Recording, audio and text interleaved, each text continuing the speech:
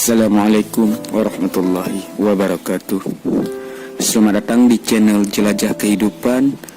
Video kali ini kita akan membahas tentang ketika kita lelah dan berada di titik terendah dalam hidup ini, apa yang harus kita lakukan? Setiap manusia pasti mempunyai titik terendahnya, ya.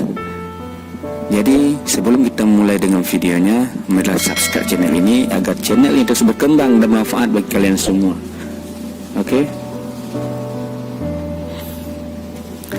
Saya pernah di sebuah titik terendah dalam hidup, sebuah kondisi yang tidak saya bayangkan sebelumnya. Musibah datang bertubi-tubi, tak kenal ampun, dan tentu saja saya juga tak menginginkannya. Merasa lelah, malu, dan bingung habiskan waktu berat saya hanya dengan mengutuki nasib dan kehilangan jati diri saya. Rasanya berat loh, berdamai dengan diri sendiri dan keadaan.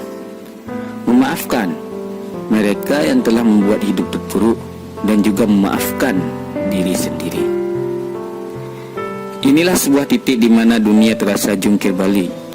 Satu-satunya perasaan yang bisa kita rasakan hanyalah perasaan negatif, seperti sedih, gelisah, juga kehilangan energi dan motivasi.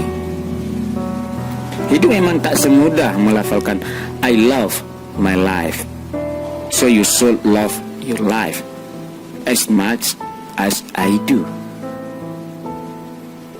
Dengan lantang, hidup memang benar-benar membutuhkan effort yang sangat besar, yang akan menguji kesiapan, kesabaran, keberanian, dan keseluruhan diri kita.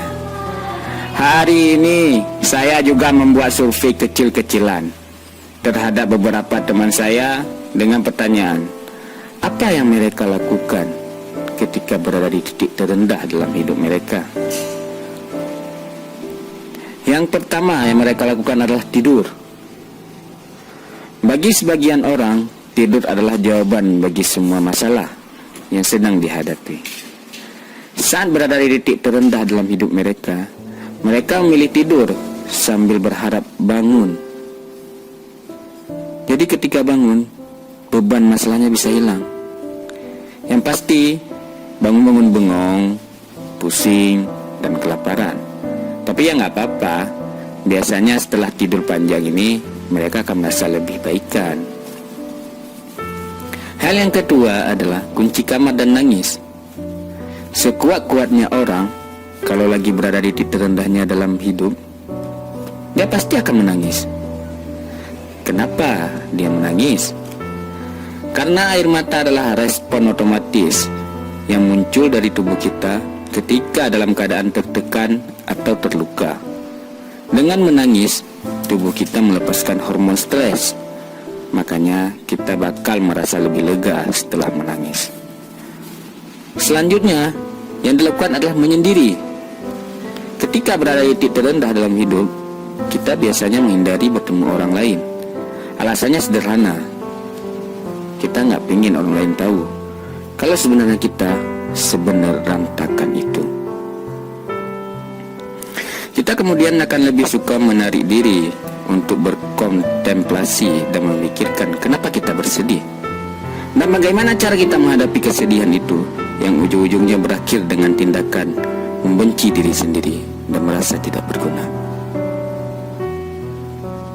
Satu hal yang mesti kita pahami dan ingat, titik terendah bukanlah titik terakhir, dan yang mesti kita lakukan bukanlah menunggu datangnya keajaiban yang bisa mengubah seluruh hidupmu. Tapi kamu harus bangkit, berjuang untuk menemukan dan meraih titik tertinggi dalam hidupmu. Ini adalah pesan buat kamu yang sedang terpuruk. Dari berbagai macam kejadian yang tak menyenangkan yang telah kamu lewati atau trauma yang kamu alami, kamu harus benar-benar butuh niat dan berani untuk bangkit. Memang sangat sulit pada awalnya, tapi kamu pasti bisa melakukan ini. Evaluasi perjalanan hidupmu selama ini dan temuilah orang-orang baru, lalu kamu bisa belajar untuk mengubah mindsetmu. Kamu tidak bisa memikirkan atau melakukan hal yang sama kemudian berharap ada perubahan yang signifikan dalam hidupmu. Dan ingat, hanya kamu yang memiliki kekuatan untuk mengubah mindsetmu sendiri. Positive talk in the morning. Mungkin memang sudah beberapa kali kamu terbangun di pagi hari kecewa berat karena ternyata tak ada yang berubah. Dunia masih tetap menyebalkan dan hidupmu masih tetap menyedihkan. Maka itu, ketika kamu membuka matamu di pagi hari, cobalah langsung berpikir positif bahwa hal-hal bahagia dan menyenangkan akan terjadi. Ini benar-benar akan bisa mengubah seluruh hidupmu dan harimu.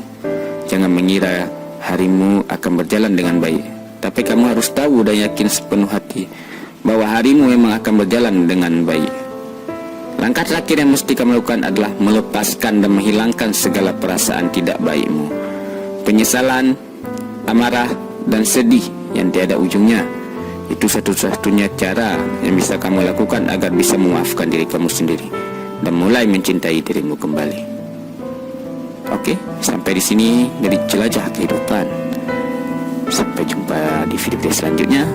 Jangan lupa di like, share sebanyak-banyaknya, dan subscribe. Terima kasih.